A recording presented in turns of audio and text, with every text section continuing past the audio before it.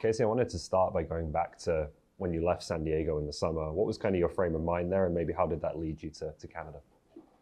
I needed a bit of time to kind of process and digest what had happened. To be honest, there was a moment where I questioned whether the game was for me. I've quickly moved on from that. It's a game I've loved my whole life, and I think I'm good at my job. So after a few months like processing and working through it, obviously I got a call from Canada, and then it was a really extensive process from there, to be honest, and it was quite a lengthy one, and I'm glad it was lengthy because it enabled me to understand a lot about the organisation, understand a lot about the leadership, understand more about the Canadian culture and within the team, the direction that the team are going in, and because of that, that really kind of inspired me to become part of the program, and I was determined that I wanted to, really put my name in the hat to become the head coach.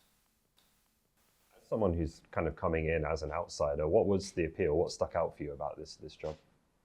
I think, honestly, like speaking to Kevin and his leadership and his values and where he wanted to take the organisation was key.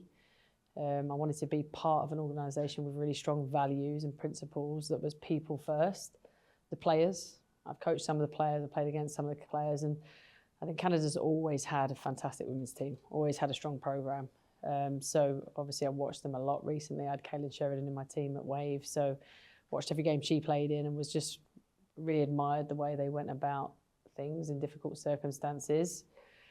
Yeah, and just the opportunity to try and impact Canadian soccer in the landscape. It's such an exciting time now with the NSL starting up, with the team being where it is, with the World Cup coming up and the Olympics coming up. It just felt like the right time. Obviously, I don't need to rehash what's happened with this team over the past 12 months, but just it being early but having the conversations you've had with the players so far, what do you sense this team needs as you come into this job? I need to move on. I think the biggest feeling right now is the opportunity to move forward, to put the past in the past. Obviously, there's some trust to be built back. I've got full confidence that I'll be able to do that. And they just want to move forward. They want to move forward. They want to be able to focus on what they are here to do, which is win soccer matches, play in tournaments and perform at their best. Obviously, you've got a bit of runway going into the 2027 World Cup. Canada's been very successful at the Olympics. The World Cup has been a lot more up and down. Do you think Canada has underperformed in World Cups, and how do you kind of see bridging that gap?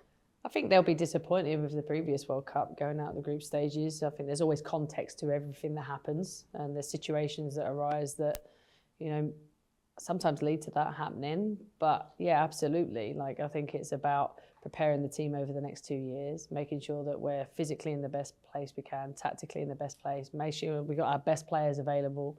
I think it's about bringing through some of those younger players and giving them vital experience prior to that next World Cup. And then you always need a bit of luck in tournament football. You need it, you need to make sure that you're in the best place you can possibly be. You perform at the highest level with a bit of luck. For me, it's a great opportunity to do something special. I think there's been a lot of debate in Canada over the past few years as well about the amount of investment that's happening in Europe and how do you keep up with that. What's this program going to need, do you think, to keep pace with the rest of the world over the next few years? I think the program's in a good place. I think obviously with Kevin's knowledge and understanding of bringing in more resources, more finances, that will only benefit the team. Obviously working alongside Jessie to create an identity as well in terms of what that looks like for the senior team down the pathway. I think there's tremendous talent in the pathway. It's just about me coming in, supporting that, enhancing that, and looking at what it takes to win in tournament football and really kind of drilling down into that so that come 2027 we're ready. Looking at the time you've got to kind of build towards that World Cup, what's the balance going to be between maybe picking your best team now versus having a view to, I need my team to peak in 2.5 years? I need my team to peak in 2.5 years. I think it's like the luxury of the next year is a bit of a discovery process.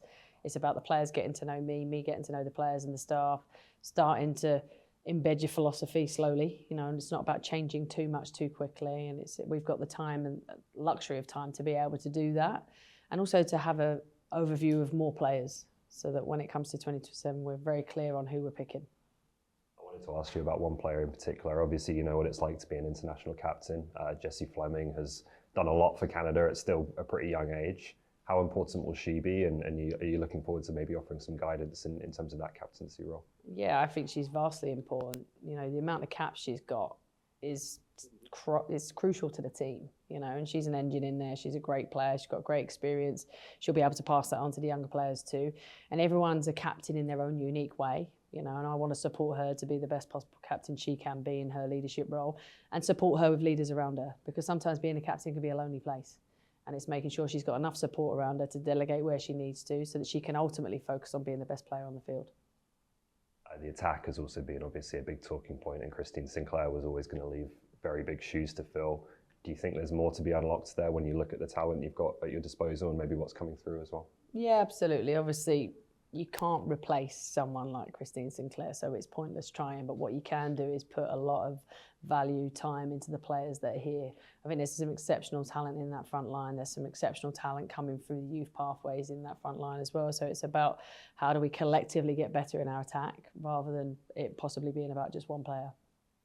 Just last couple, I wanted to ask you obviously about the Northern Super League and how important that's going to be for football in this country. What are kind of your expectations in the early years in terms of the role that will play, and what role would you like to play in terms of its growth and development? I think it's a very exciting time for Canadian women's soccer, you know, to have a professional league here.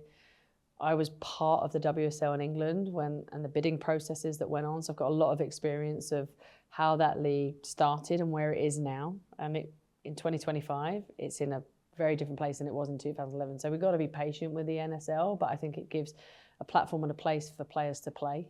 You know, it gives Canadians a place to come home to and play professional soccer if they want to. It gives communities a great place to support their local team. And I think it will only bode well for Canadian soccer moving forwards.